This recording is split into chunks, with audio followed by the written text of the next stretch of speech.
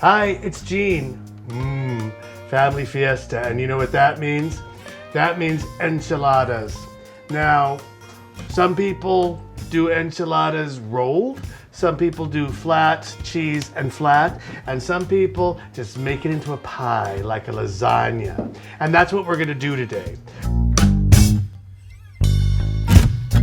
Let's turn on our pan, and we are going to cook 2 pounds of ground beef. Have you ever made a roux? Do you know what a roux is? We'll find out in just a minute. Let's start with our beef and just push it into the pan and let it go. Don't sit there. It's gonna start cooking on the one side, start crumbling it, turn it around, and there you have it. A little bit of oregano, a little bit of salt. What we're gonna do now is we are gonna make some chili. This is a combination of California chili powder, which is like tomato sauce, and New Mexico chili powder that can burn you quite nicely. We have the powder, add hot water. Let's set it on the counter. Let's set that back. Let's turn that off. Look at it, isn't that cute? It's like my big whisk had a baby.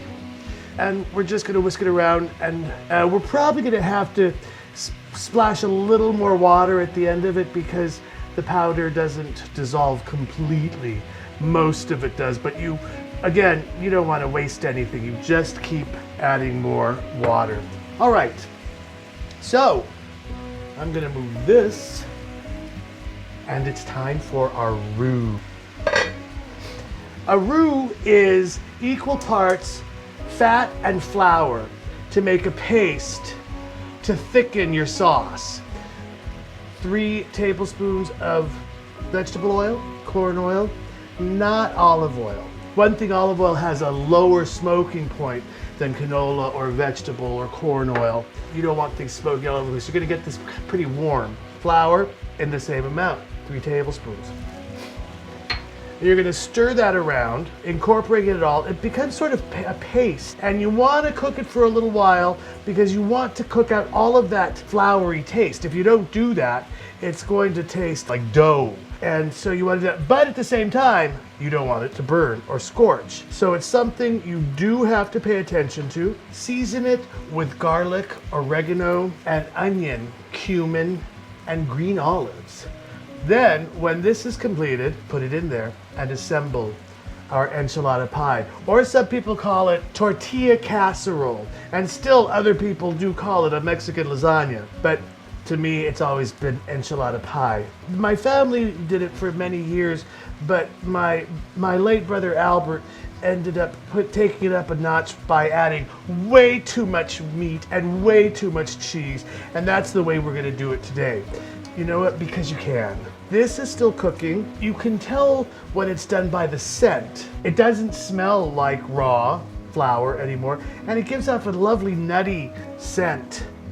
I'm gonna raise the temperature of it now because we're going to drop our chili in there, and we want it hot, and we're gonna whisk it furiously.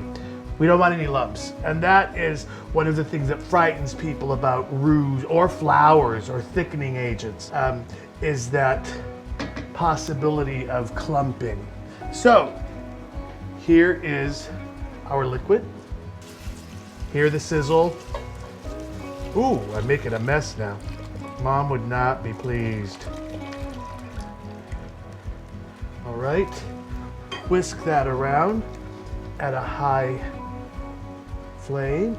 Ooh, look how thick that is already. My goodness, I'm good.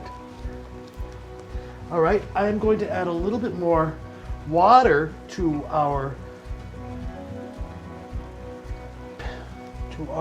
cup here because there's still chili in there. Don't waste it. And we're whisking it all in there. This is pretty lovely. Wow, that thickened nicely. Okay, I'm gonna turn this down now, and I'm going to go over and just sort of break it up a little as it's cooking more. Again, you don't have to watch it too much, it's just ground beef. But you do want it cooked thoroughly. That would be good. and break it up, break up these large pieces. You don't want large pieces in it. You just want the small bits of ground beef to flavor it like a seasoning. There's not one particular flavor that should dominate. Okay, we'll leave that going, continuing.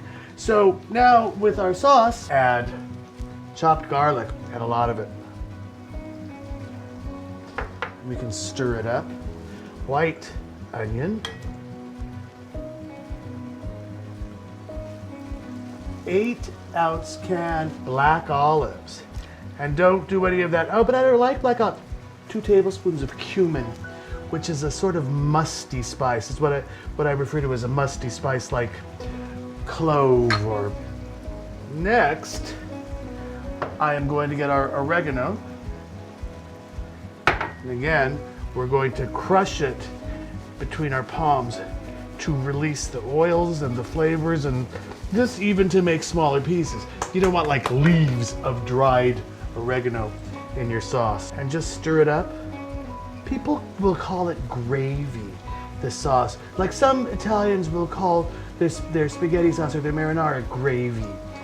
I don't know. I'm not here to tell you you can or you can't. It's chili sauce to me. Or it's also enchilada sauce. Okay, this is almost done. Going to break up the pieces more. There's still some pink in there that we don't want. So let's just relax a minute. All right, our meat is done. Off the heat. And with a slotted spoon, just drop it right in. If you get a little fat in there, well, that's just flavor too. We're going to assemble it after this. We're just going to stir it in. Look at that. Boom, boom. See, we're doing an 80-20 fat percentage of ground beef. So there's a lot of residual fat, but there's a lot of flavor in that, in the beef. So, you know, you take some, you give some, nice little stir, incorporate it all. Boom. I'll eat it just like this. That's all I need. Here's our cheese. Here is our casserole dish. And here is our tortillas. It's a simple build. You pour some on the bottom just to get it started. And then you line the bottom with tortillas. 1, 2. This one's gonna take 6 tortillas. Turn this off. Ooh, hot. Now, sauce. Ladle it in, spread it out. Is that enough? Maybe one more. Cheese. And more cheese. And lots of cheese. Oh, yum. Okay. 1, 2, 5, 6. Boom. Boom. Spread it around. Make sure you get those crevasses. Make it all over. I think we need a little bit more on this edge. Cheese. Go. I use sharp cheddar. You can use any kind of wonderful cheese that you like. Cheddar, Monterey Jack. Munster is a lovely melting cheese. One more layer, just for fun. 5 and 6. We'll use the last of our sauce. Makes me want to weep. Again, I want to get everything and... All right. Spread it around. And cheese. Every last little bit. And now we're all assembled. We are going to put it in a 350-degree oven for 50 minutes. The edges are going to become brown and crispy and bubbling over, and you'll know it's done then. So into the oven we go. And we just happen to have ready another one. Look at how bubbly it is on the center there. Delicious. Now, I am gonna cut myself a big old piece of this and have myself some enchilada pie. Now, what about that rice? Here we go. I can't wait. This, enchiladas and rice. Who doesn't love that? Ooh, big mouthful. It's all mine.